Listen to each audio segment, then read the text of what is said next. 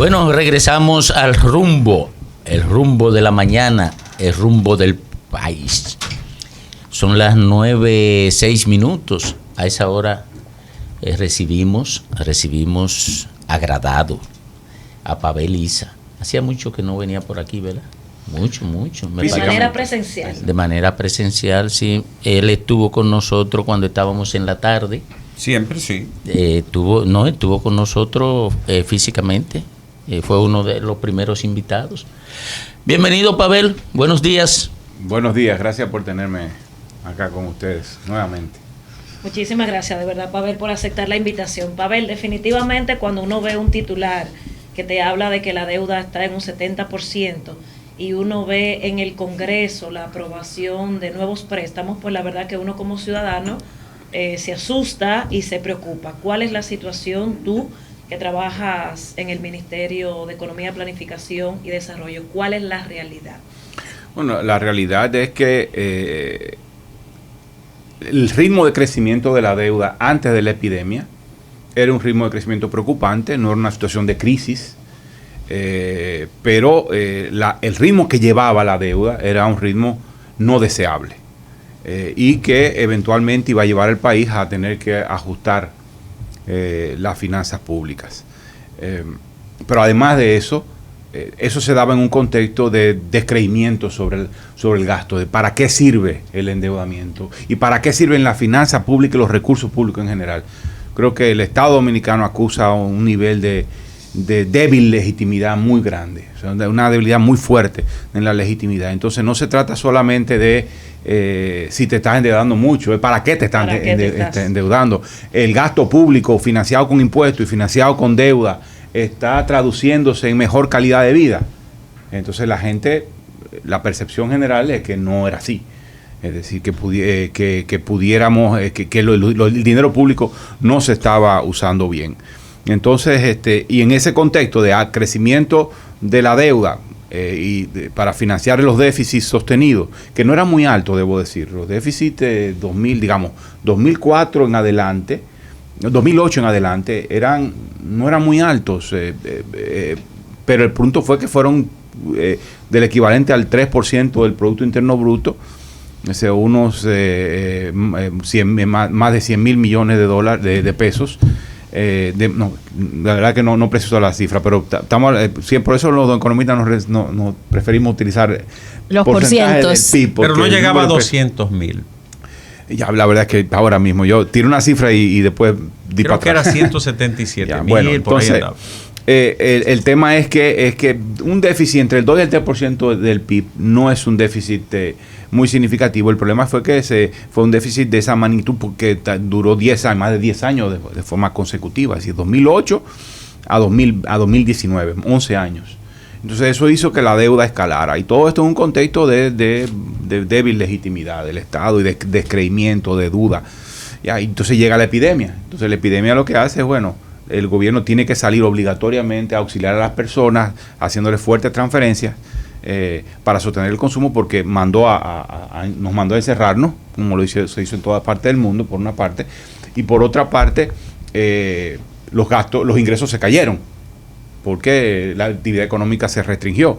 Entonces el déficit aumentó. Entonces lo que pasó fue que al ritmo que llevábamos se aceleró fuertemente, o digamos hubo un aumento de escalón muy grande por el tema de la epidemia, y eso nos pone en una situación aún más delicada.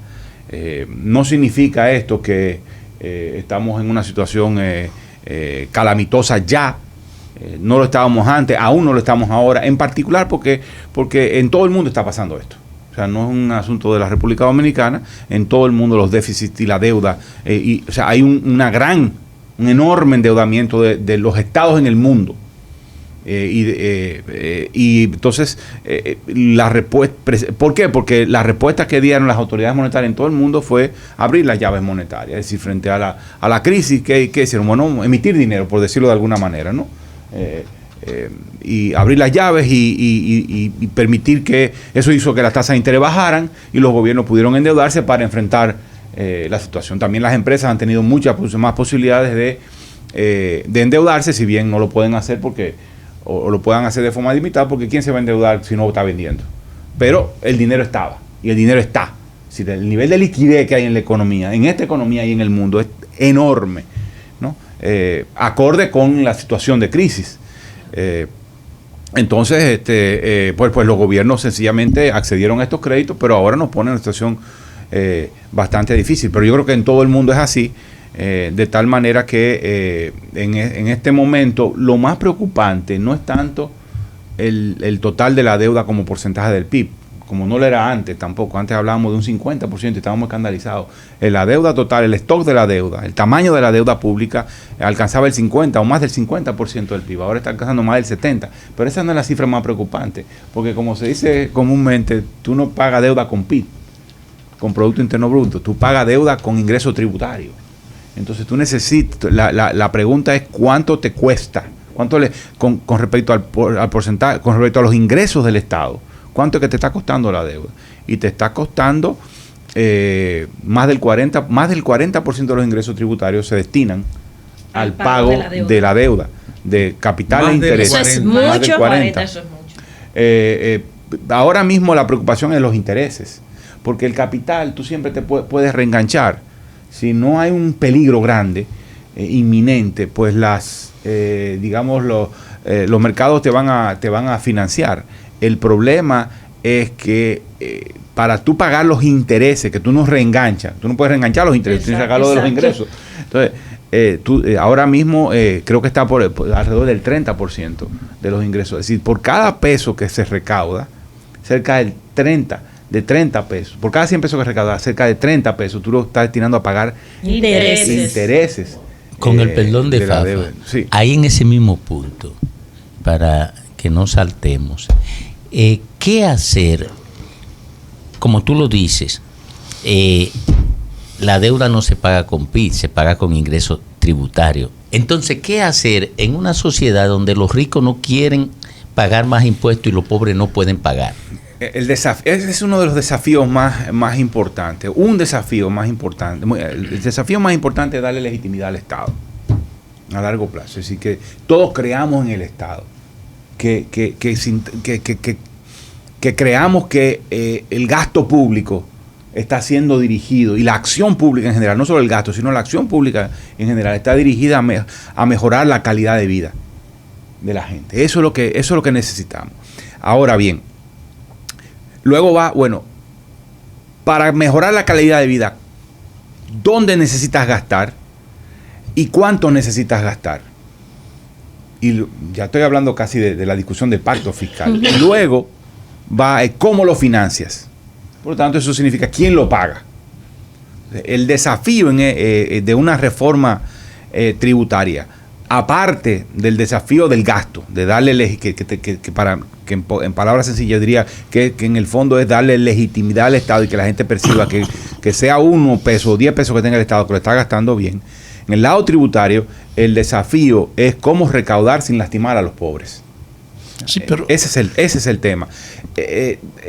Desafortunadamente, aumentar dar el paso para poder recaudar inmediatamente mucho dinero, el único instrumento fiscal que tenemos es el ITEVIS, que es una máquina recaudadora. Esa es la naturaleza del impuesto, es recaudadora, pero es tan recaudadora como regresiva. ¿Ya? Es decir, la única forma en que tú tienes para levantar recursos rápido y mucho es con el ITEVIS. Continuo. Pero no debería ser ese el curso del sistema tributario. El curso del sistema tributario debería ser gravar, como tú habías dicho, a los ricos. Es decir, mover el sistema tributario de uno que está basado en impuestos indirectos, como el que tenemos ahora, a otro que esté basado en impuestos directos, es decir, impuestos a la riqueza y al patrimonio. Pero gravar la riqueza y el patrimonio de manera efectiva es mucho más difícil, porque no es tan difícil grabar las ventas. Tú pones las máquinas, pero grabar la ganancia, grabar las rentas altas es mucho más difícil, porque los ricos cuentan con un conjunto de mecanismos muy sofisticados para esconder la riqueza, ¿no?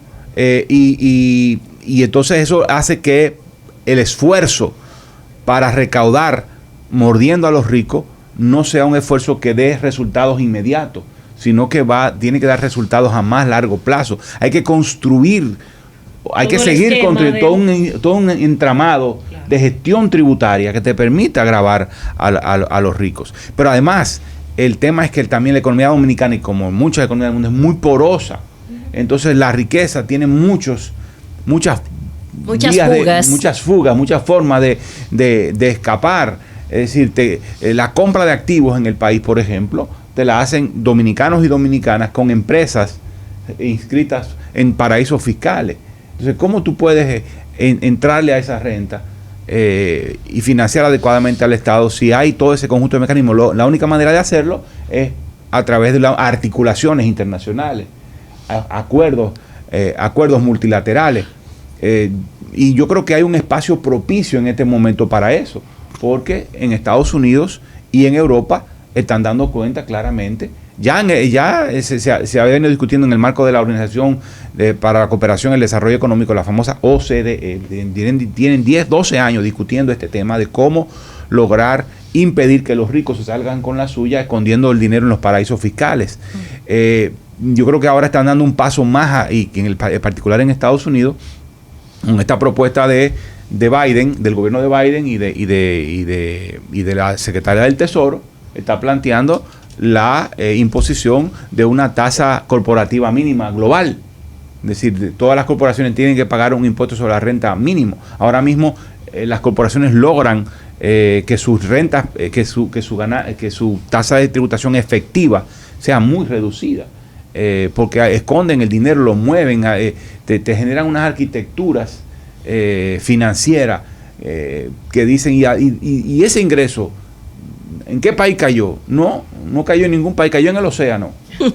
Sí, no, hay un término que se usa en la discusión de tributación a nivel global que se llama el ingreso oceánico. Okay. Así se le dice. Es decir, claro, un ingreso que tú no sabes a dónde cayó porque fue tan compleja el entramado que armaron con abogados especializados y financistas que tú no sabes dónde cayó. Wow. Bueno, entonces te está tratando de entrar a eso. Ubicar eso y los países en desarrollo caen, están entrampados en esa situación, ¿no? Pero mira, tú estás tocando un tema que fue el objeto de mi comentario. Este país camina a una crisis en el sentido de aumentar el gasto, aumentar el empréstito, los préstamos, pero se le reducen los ingresos al gobierno. Eso camina a una crisis. Y por eso se está hablando de una reforma fiscal, calladito. Yo digo que la base de la reforma fiscal no puede ser incrementar el costo del consumo. No puede ser el ITEVI y la forma tradicional, que va a ser la ganancia y la propiedad. Y eso implica ahora mismo un entendimiento entre el sector empresarial y el poder, porque ese gobierno tiene calidad para imponérselo a la fuerza, pero hay que hacer un trabajo preventivo. Aquí hay que aumentar los ingresos del gobierno y el gobierno sanear sus gastos, sanearlo, porque no hay solución previsible que evite un desastre mañana si eso no se hace a tiempo. ¿Tú crees que eso es posible? Yo creo que sí. Yo creo que es posible ir preparando el terreno político. Yo creo que cualquier reingeniería de la tributación y elevación de la carga tributaria no debería ser en los próximos meses. Yo no creo que el gobierno no está pensando en esto en los próximos meses, en lo inmediato. Sí puede plantear una discusión al respecto, se generar un debate, propiciar un entendimiento, y propiciar, como tú dices muy bien, un entendimiento, pero cualquier esfuerzo, grande o pequeño, tendrá que ser cuando la recuperación económica esté consolidada.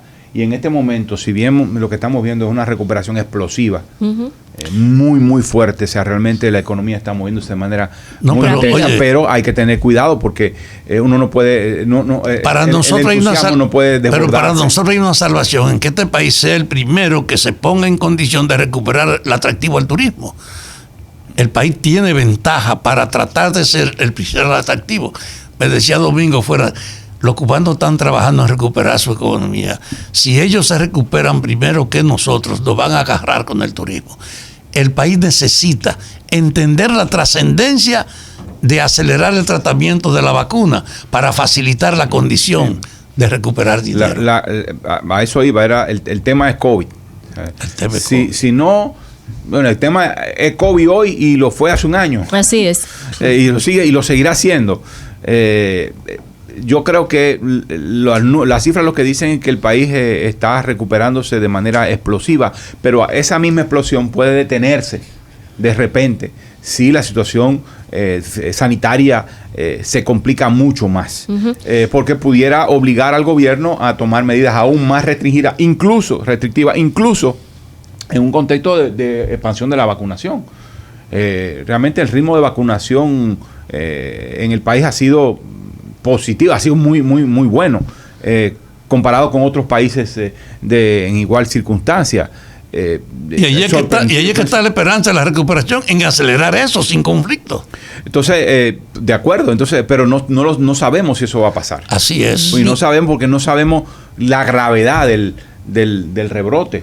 Y qué va eso y si eso va a obligar a tomar medidas mucho más restrictivas de las que se han tomado ahora. Entonces, sí, hay una recuperación importante, pero en 2-3 meses pudiéramos no estar contando otra historia.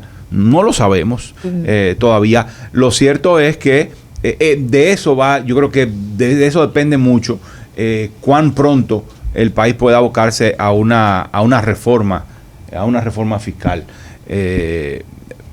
O a una reforma tributaria en este caso, yo pienso, y qué tan profunda puede ser. Si la situación económica, mientras la situación económica sea delicada, si se plantea una reforma tributaria, probablemente tendrá que ser una reforma mucho más modesta de lo que muchos desearíamos. Yo quisiera una reforma agresiva. Okay. ¿A qué me refiero agresiva? Significa una reforma que integral, además de integral, además de que le dé credibilidad al Estado, de que diga, mira, estamos pactando, estamos negociando, estamos conviniendo un conjunto de transformaciones que va a implicar que la gente también se sienta más segura por el lado del gasto y que diga, mira, este tipo de cosas yo quiero financiarla, yo creo que el Estado debe financiarla. Ahora, si la situación se complica, o sea, yo decía, yo quisiera una reforma mucho más agresiva, que ponga al Estado en capacidad de resolver los problemas que tiene este país.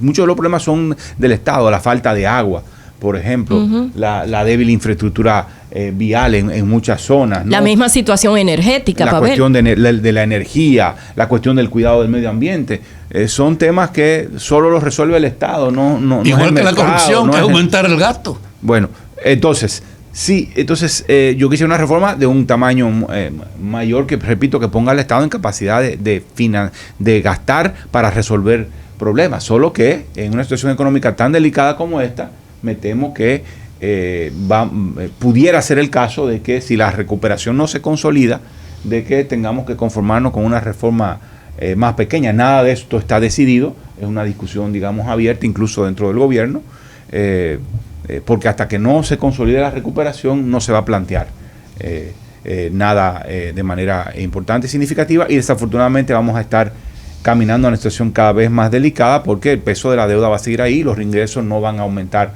de la forma que se espera. La gente dice, o mucha gente dice, no, pero las recaudaciones están aumentando de manera significativa, pero eso no es estructural. O sea, es coyuntura, incluso. Es una coyuntura de un buen momento económico, y cuando hay un momento económico las recaudaciones aumentan. Pero esperemos a final de año a ver si las recaudaciones con respecto al PIB van a aumentar mucho o no. Muy bien. Y probablemente no sea tanto. Bueno, sí, va a ser comparado con 2020, la pregunta es comparado con 2019. Vamos a aumentar la recaudación del gobierno respecto al PIB comparado con 2019, va a ser mucho mayor. Yo tengo mis dudas al respecto. Creo que es un buen momento, pero a nivel de mes, no a nivel de año. Excelente. Conversamos con Pavel Issa Contreras. Él es viceministro de Planificación del Ministerio de Planificación, Economía y Desarrollo. Y justamente, Pavel, en esa condición me gustaría hacer, yo figuro entre quienes creen que llevamos una reapertura económica rápida, acelerada inclusive. Sin embargo, hay preocupaciones que te explican que más de 130,000 empleos todavía no han sido recuperados después de este COVID-19. Formales, sin contar la informalidad, que es muy amplia también. Ustedes como técnicos han podido hacer análisis de lo que pudo haber sido la economía de la República Dominicana administrada con una intención de sanearla si no tuviésemos el COVID-19 desde el pasado año 2020? Mira, se han hecho diferentes trabajos respecto a cuántos recursos pudiera haber tenido el gobierno disponible para el desarrollo, de haberlo gastado de una mejor manera, de haber ahorrado en clientelismo, en corrupción, en gasto discrecional. ¿A cuánto asciende eso? ¿Tienes una? Bueno, sí, varios trabajos hablaban que oscilaban entre 1 y 2% del PIB. O sea, lo que está diciendo es mejorar la calidad de gasto, implicaba disponibilidad de recursos para gastar en desarrollo del orden del 1 al 2% del PIB. Hay que recordar que el ingreso total del gobierno es de alrededor del 14% del PIB. O sea que estamos hablando de probablemente un 15% de todo el gasto público, 20% que se desperdicia, ¿no? Entonces, haber hecho eso a tiempo, oportunamente, hace 3 años antes de la epidemia, hubiese colocado al país en una situación mucho mejor. Y si hubiésemos hecho una reforma tributaria que hubiese elevado los ingresos tributarios de manera importante y hubiese mejorado también la calidad del gasto, hubiese puesto al Estado en una situación muy distinta para enfrentar la epidemia. Ahora nos enfrentamos, digamos, con 3 o 4 retos simultáneos: recuperar la economía, elevar los ingresos tributarios, mejorar la calidad del gasto, darle legitimidad al Estado. ¿Por qué tú crees que no se hizo esa reforma tributaria en su momento? Porque el gobierno pasado estaba enredado en corrupción, estaba con los escándalos de Odebrecht, su calidad como interlocutor y como líder de un proceso de diálogo y debate para una nueva fiscalidad estaba comprometida. No había forma de que ese gobierno saliera adelante con un diálogo de ese tipo si él mismo estaba, digamos, gastando el dinero, una parte del dinero de forma ilegítima e ilegal. Entonces, no había manera. Pero ahora el problema es que estamos en una crisis. Entonces, antes era por corrupción, ahora es por crisis económica. Ahora el gobierno tiene legitimidad, como gobierno, no digo el Estado, pero el gobierno tiene mucho más legitimidad, mucho más capacidad de dialogar con la sociedad sobre estos temas. Que tiene más comprensión, además, sobre el momento que vive el mundo. Claro, y dice, bueno, sí, estamos en una situación muy particular. El problema es que esto se plantearía en un momento económico terrible. Es decir, el momento político es muy bueno, el momento económico es pésimo. Pavel, vamos justamente a 6 meses de este presupuesto actual. ¿Cómo va la ejecución? Porque tenemos entendido que hay algunas instituciones que todavía están patinando en la ejecución presupuestaria. Y si desde ya se prevé hacer una reprogramación del actual presupuesto. Sí, el problema está en el gasto de capital, es decir, en el gasto de inversión pública. En el gasto corriente no hay tanto problema. El gasto corriente, una gran parte de él es relativamente automático. Hay otra parte que no, pero hay una. Entonces, digamos que ese empuje que da el gasto público por el lado del gasto corriente se mantiene a buen ritmo. El problema ha estado por el lado del gasto de capital, de inversión pública. ¿Por qué ha estado ahí? Yo creo que hay múltiples causas. Una de ellas es por ejemplo, en el caso de educación, los problemas, los nudos legales de gestión administrativo de los proyectos de inversión con que el gobierno se encontró eran muy grandes y que solo eran salvables por la forma en que se manejaban en el pasado, es decir, saltándose las normativas, los procedimientos o buscándole vueltas difíciles de justificar. Bajaderos, como dicen en el ámbito político. Exactamente. Entonces, solo así se podía ejecutar, o sea, reproduciendo las prácticas del pasado. Así se hubiese podido mantener el gasto de capital y el de inversión pública en muchos proyectos. Pero el gobierno decidió que entre hacerlo mal hecho, digámoslo así, y gastar mucho, entre gastar bien y gastar rápido, yo prefiero gastar bien. Entonces, el gobierno decidió, yo prefiero que el gasto público no tenga la celeridad suficiente, pero hacerlo bien antes que hacerlo mal, aunque el gasto, digamos, esté mucho más acelerado. Bueno, Pavel, te agradecemos que haya venido a conversar con nosotros sobre estos temas que son tan delicados y que tienen tan poca comprensión. Uno de estos días vamos a hablar sobre lo regional y lo local y la inversión, que es uno de los aspectos que ustedes han estudiado mucho. Sí. Tienen un mapa de esto. Todo se concentraba en lo mismo, en la capital, en las grandes ciudades. los pueblos pequeños y la frontera se quedaban, Sí. a veces con necesidades tan pequeñitas, pero eran tan importantes para ellos, por ejemplo, como el agua, hacerle un acueducto, poner unas redes, Sí. electrificar, arreglar caminos.